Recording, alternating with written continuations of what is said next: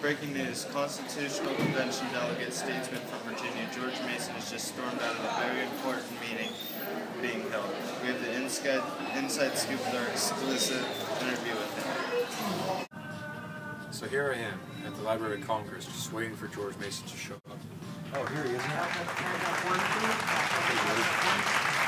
Okay, if I ask you a couple questions? So George, what made you leave the convention? Don't even get me started. We can't even discuss a proper plan that everyone will agree on. These guys want national government instead of state government. It's just too much power. We need something else. I see. Well, I've got a series of questions I'd like to ask you, if that's okay. Alright, let's go. Alright, what are your opinions on federalism? I don't agree with it. I think it's a bad idea. We should all think for ourselves. Separation of powers? For sure. Too much power is never a good thing. We should separate it among the states. That way, there's more power to the people. Sounds good. I see where you're coming from. Alright, next. Checks and balances? They're very necessary to keep an organized and limited government. Without them, I don't know where we would be. Alright, where do you stand on the issue of big states versus little states? I think the power should be divided equally among the states. There should be positions in government locally. States should decide for themselves. So what is your role here at the Constitutional Convention?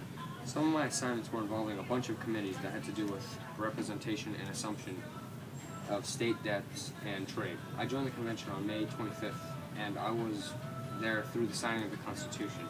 I actually did not even sign it though, but I was a big contributor to it. What were some of the impacts that you made on the Constitutional Convention? Good questions. You see, I submitted a proposal to the convention for a national executive consisting of one person only.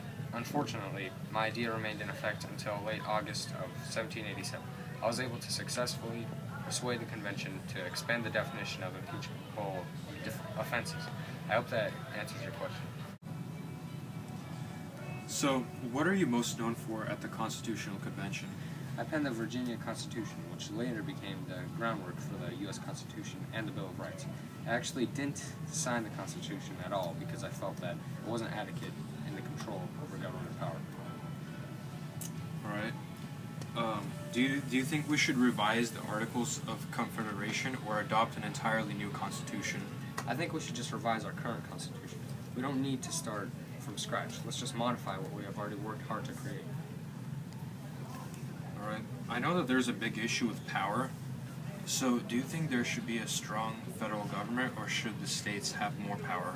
The states should definitely have more power. If we have a strong federal government, we'll have too much power in one area. Instead, the states should decide for themselves on certain issues. Alright. Of the constitutional plans submitted, which ones should we follow? Only the ones that make sense. If they do not have common sense, don't do it. Alright, so what should be the division of power between the states and the national government? The states should get to decide their own gun control laws, depending on statistics of shootings happening in that state. Also, the officials of the local government should, of course, be selected by the people of the state. Should we have a strong executive? Yes, someone who knows how to lead a country to success. Someone who actually cares about the country and doesn't just want power. Let's see. How should Congress be structured and how should members be chosen?